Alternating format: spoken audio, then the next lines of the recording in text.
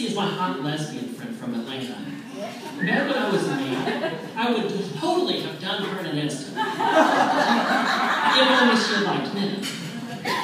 After I transitioned and became a woman, she wants to hook up with me. The problem is now I'm into men.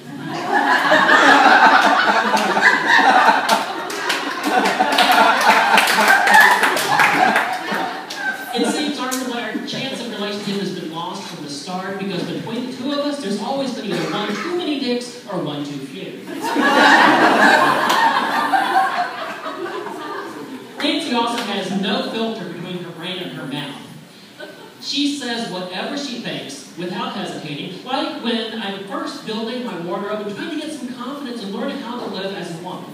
I bought my first pair of sneakers, white with hot pink shoelaces. When I'm wearing those, I hold my head high, my shoulders back, and I am styling until Nancy says, "Oh my God, lose the shoes." She says, "Those are awful, you can't wear those. That's what a 13-year-old girl wears." Like, when you were 13, you weren't a girl. Too bad. Missed your chance.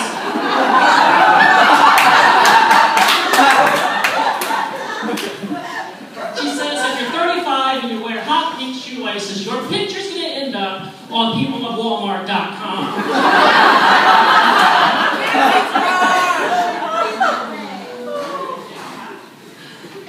She's partially right. What she missed, however, is that we don't wear hot pink shoelaces because they're cool.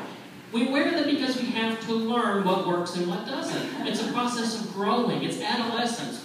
When you experience life and learn how to live as an adult. I wasn't socialized as a teenage girl. I was socialized as a teenage boy. I had to learn. I had to go through that experience to learn things like fear. You don't learn that as a teenage boy.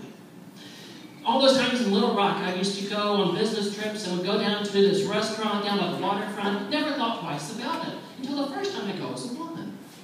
And when I leave that night, I realize that it's in a warehouse district that at this time of night is abandoned, desolate.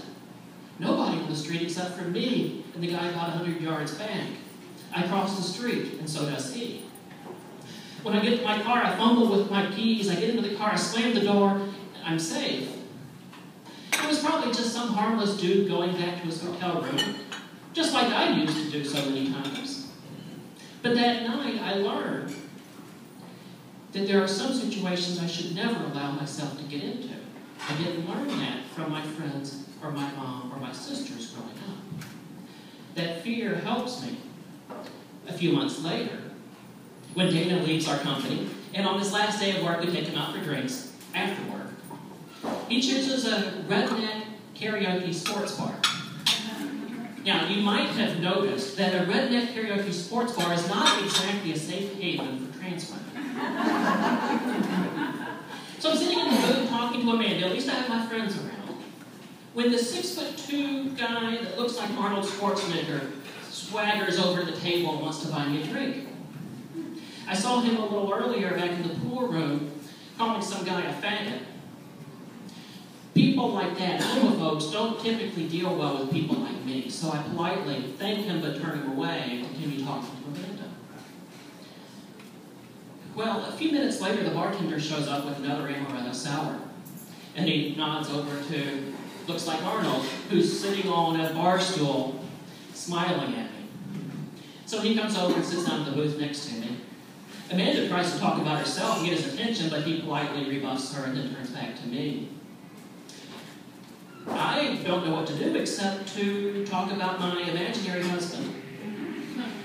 Because I know that if he can't handle gay people, he probably can't handle a pre-op transsexual. If only he knew. Still, he persists, and he puts his arm around the back of the booth. So I lean forward and put my arms on the table. I don't know how to get out of this situation. Then Leanne comes by and says, "Hey, Christy, we're heading out. Are you ready to go home?" Now, my first instinct from where I grew up was to say, "Yeah, I'll probably head home in a little while. Thanks, Leanne. I'm not riding with you, so I'll see you at work on Monday." And then I realized what she's doing. She's rescuing me. This is what girls learn to do when they're young, but I wasn't socialized that way. when I realize what she's doing, I say, oh, yes, I am ready to go, as a matter of fact. I excuse myself from Looks Like Arnold, and we head outside. It turns out that when you're trying to go through a second adolescence in your 30s, there are some friends who will help you by telling you when you're doing something stupid. There are sometimes you'll learn what not to do by dumb luck. But you won't do very well with this experience unless you have friends like Leanne, who let you experience life as a woman, but allow you to be rescued when you need it, so you're not